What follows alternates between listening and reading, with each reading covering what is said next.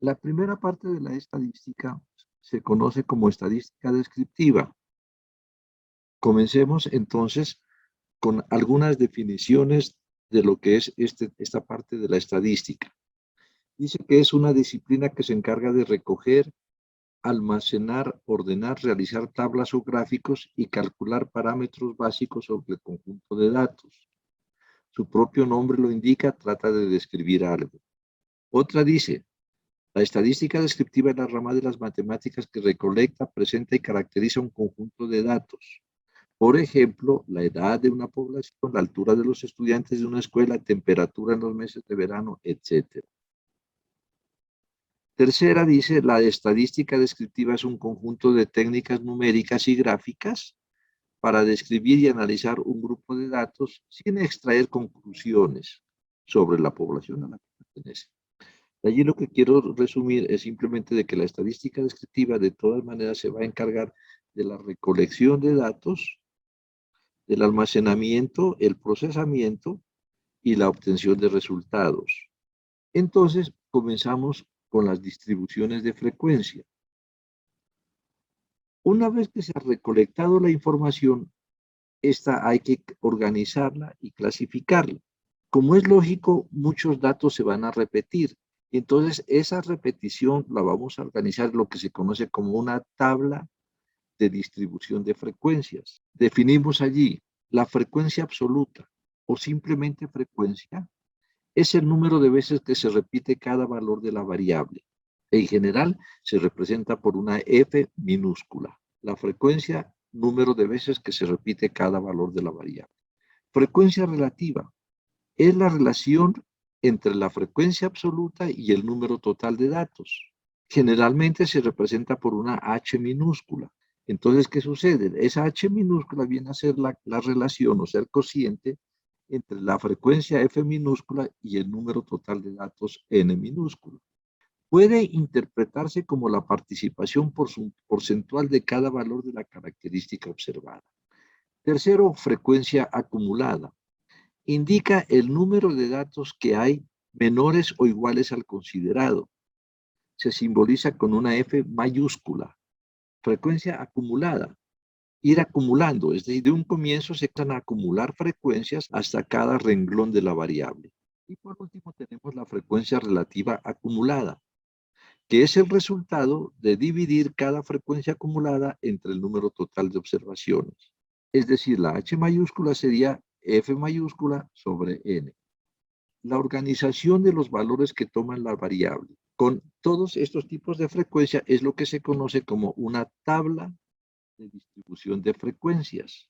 Miremos un ejemplo. Supongamos que se tomó una muestra de 20 núcleos familiares y se preguntó sobre el número de integrantes por núcleo. Y tenemos allí los 20 numeritos. Para construir la tabla de frecuencias, entonces miramos cuál es el número menor. Entonces comenzamos con el primer valor de X para los integrantes, que es 3. Contabilizamos cuántas veces está el número 3. Estamos buscando aquí y encontramos que está 2 veces. Entonces su frecuencia es 2. El número 3 se repite 2 veces. El siguiente, como son números enteros, porque es número de personas, el siguiente pues sería el 4. Contabilizamos cuántas veces se repite el número 4, encontrando que este se repite 6 veces, es decir, que su frecuencia es 6. 3 integrantes se repite 2 veces, 4 integrantes se repite 6 veces. Y así continuamos para cada uno de los valores de la variable, encontrando sus frecuencias. Se observa que el 5 aparece 8 veces, el 6 aparece 3 veces y el 7 aparece una sola vez. Cuando se han contabilizado las frecuencias absolutas o simplemente frecuencias, hay que sumar esa columna porque el total debe corresponder al tamaño de la muestra. N igual a 20, pues coincide con el tamaño de la muestra, por consiguiente, sabemos de que hemos contabilizado todos los valores una sola vez. A continuación tenemos la columna de la frecuencia relativa. Lo que hacemos es simplemente dividir cada frecuencia entre el número total de datos, que es 20. Para la primera, 2 sobre 20, 6 sobre 20, 8 sobre 20, 3 sobre 20 y 1 sobre 20. Es decir, aquí encontramos el resultado que es de 0,1, 0,3, 0,4, 0,15 y 0,05.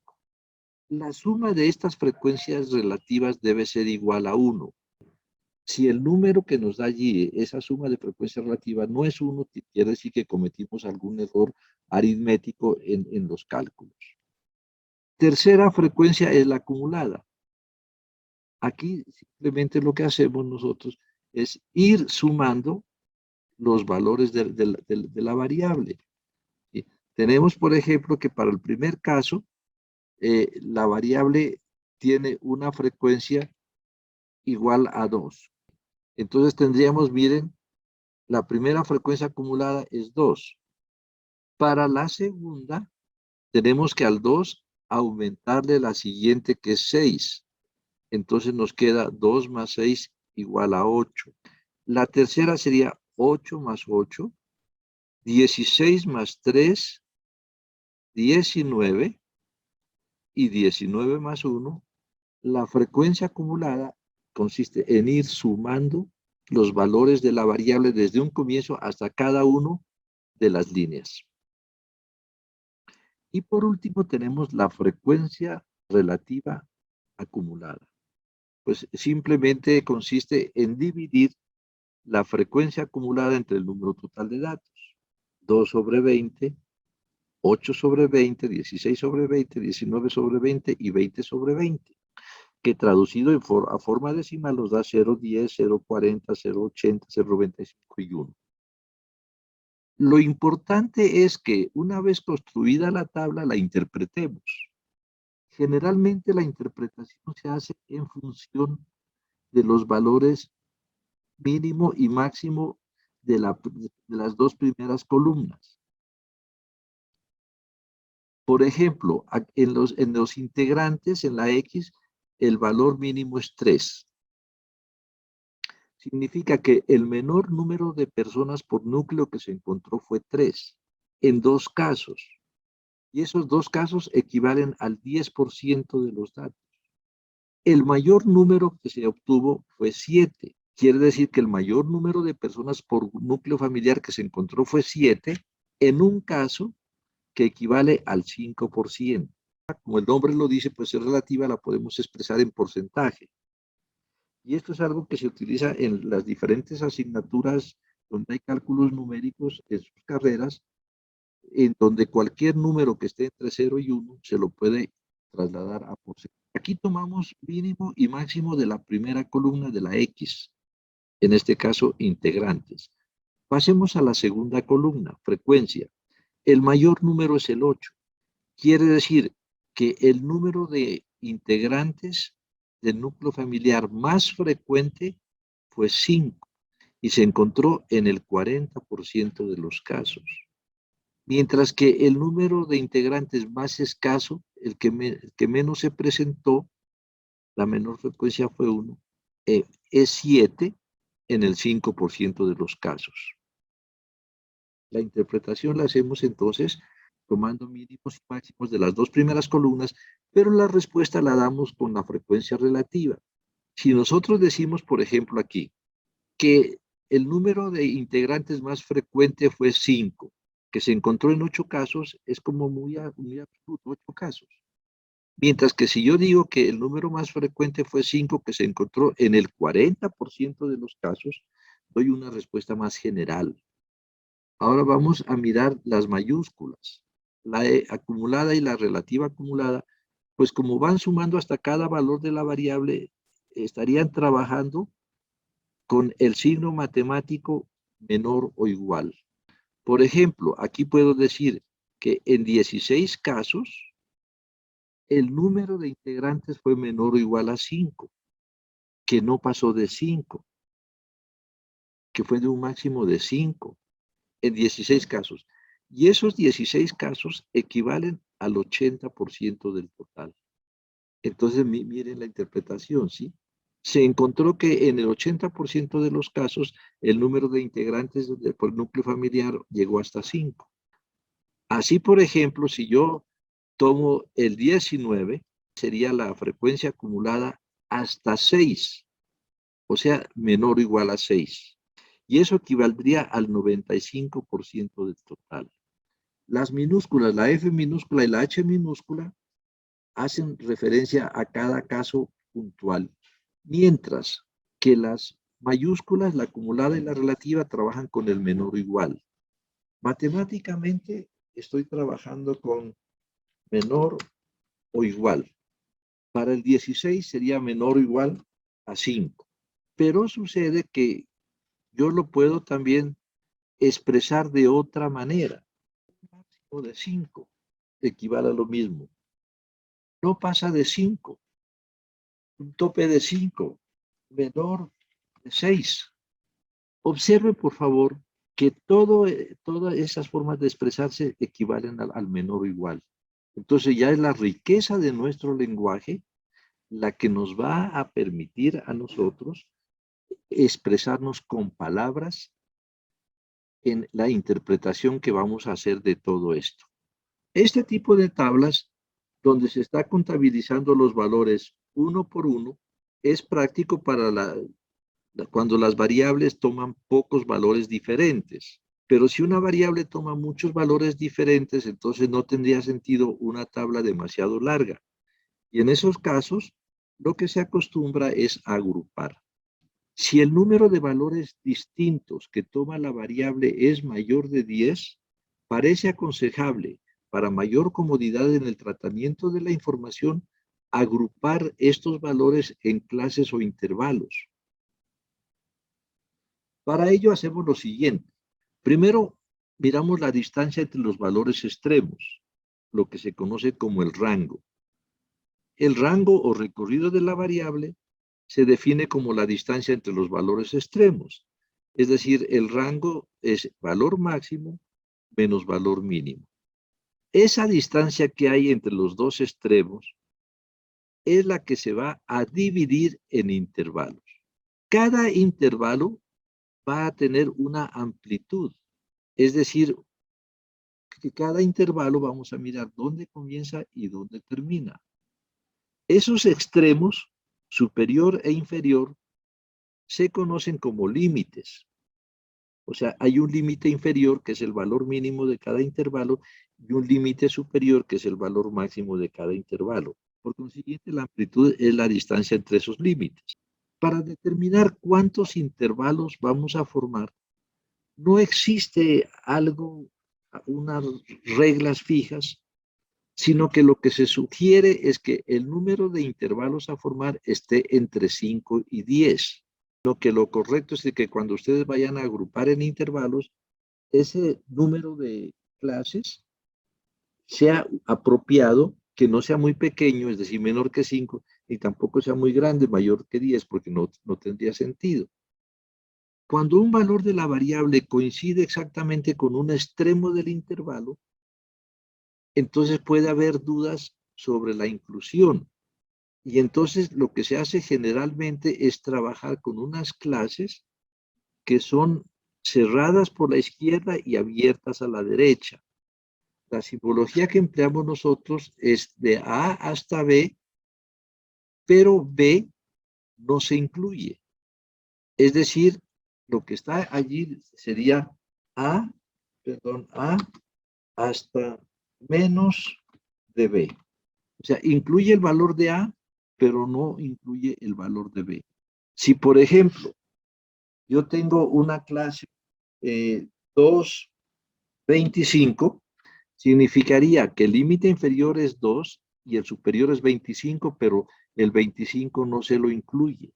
Esto legalmente debería escribirlo como 2 hasta menos de 25. Otra cosa muy importante es tener en cuenta el punto medio de cada intervalo. Entonces necesitamos tomar un representante. Y el representante de cada intervalo es el punto medio. Y ese valor es el que lo vamos a utilizar matemáticamente para hacer operaciones. Un ejemplo nos va a facilitar todo. Supongan que un investigador desea determinar cómo varía el peso de un grupo de estudiantes de primer semestre de una universidad norteamericana. Selecciona una muestra de 50 estudiantes y registra sus pesos en kilogramos. Los datos obtenidos fueron los siguientes. Lo que vamos a averiguar es cuántos valores diferentes puede haber. Entonces encontramos el mínimo y el máximo. Resulta que el valor mínimo es 52 y el máximo es 72. De tal manera que entre 52 y 72 hay 21 valores diferentes, más de 10. Por consiguiente, allí tendríamos que agrupar. Miren el proceso que se sigue. Primero se calcula el rango. 72 menos 52 igual a 20. Ese es el rango. Se determina el número de intervalos a formar. Lo habíamos dicho anteriormente, para nosotros el número debe estar entre 5 y 10. Para este ejemplo vamos a tomar 5 intervalos. Número de intervalos es igual a 5. El tamaño sería la longitud total, que es 20, dividida entre el número de intervalos, que es 5, y nos da 4. Y entonces ya comienzo a construir. El número más pequeño es 52. A este le aumento el tamaño, me da 56. Entonces, miren, el número más pequeño es 52. A ese le aumento el tamaño. O sea, 52 más 4 y me da 56. El siguiente entonces comienza en 56 y le aumento el intervalo, 56 más 4, y entonces me va a dar 60. Para el tercero tendría 60 hasta 60 más 4, pues que me da 64. El siguiente sería 64 más 4, 68. Y luego 68 hasta 68 más 4, 72. Esos serían los 5 intervalos. Pero hay que tener en cuenta que por las convenciones que tenemos, nosotros no vamos a incluir el límite superior. Es decir, por ejemplo, el tercero, vamos a interpretar el 64 como a menos de 64. ¿Sí? Lo mismo el 56, el 60, el 68, por ejemplo. El 68 lo vamos a interpretar nosotros como 64 menos de 68. Pero formar la tabla, pues entonces no tendría ningún problema. Simplemente lo que tendríamos que hacer nosotros, intervalos o clases de peso, 52 a 56, 56 a 60, 60 a 64, 64 a 68 y 68 a 72. Repito por enésima vez, pero el límite superior no se incluye, sino que yo lo podría expresar como 52 a menos de 56, 56 a menos de 60, 60 a menos de 64, etc. Luego coloco el punto medio. Para el primero, entre 52 y 56, pues está el 54. Entre 56 y 60 está el 58, etc. Y luego encuentro las frecuencias. Las frecuencias simplemente corresponden al número de datos que están dentro de cada clase o cada intervalo. Por ejemplo, entre 52 y 56, nosotros encontramos el 52, seguimos buscando hasta 50, y aquí está el 55. A menos de 50 están estos dos. Encontramos las demás frecuencias y luego las relativas, las acumuladas y las relativas acumuladas. La interpretación es la misma que en el caso anterior, simplemente de que hay que tener en cuenta que aquí no se refiere a un solo valor de la variable, sino a un intervalo. Por ejemplo, debo decir que el peso más frecuente, la mayor frecuencia es 18, que el peso más frecuente es el que está comprendido entre 64 y menos de 60. Mientras que el peso que menos se encontró, la menor frecuencia es 2, es el comprendido entre 52 y menos de 56. Observen entonces, ya es un procedimiento de interpretación similar al caso anterior, simplemente de que aquí pues se tiene en cuenta un intervalo y no un valor único. Una vez que se tienen las tablas, entonces nosotros, ¿qué es lo que hacemos? Generalmente apoyarnos en un gráfico para mejorar la comprensión de la tabla. Siempre los gráficos, que en realidad reciben el nombre de ilustraciones, sirven para que las personas entiendan mejor el comportamiento de la tabla. Existen diferentes tipos de gráficos según el software empleado para procesar los datos. En nuestro caso, StatGraphics ofrece varias alternativas, sobresaliendo para las variables numéricas el diagrama de caja y bigote. Entonces tenemos nosotros aquí unos ejemplos. El primero de la parte superior es el gráfico de caja y bigote. Ya miraremos su interpretación posteriormente. El que está en el centro es un histograma. Y el que está a la derecha es un polígono de frecuencias. Allí dice histograma, pero es un polígono de frecuencias. Estos sirven para los datos agrupados, o sea, para las variables continuas. Para las variables discretas, entonces se puede utilizar un gráfico de barras. En este caso pueden observar que las barras son sueltas, corresponde a los integrantes, número de integrantes por familia, o también se puede construir un diagrama de sectores, o lo que se conoce como ciclograma o diagrama circular.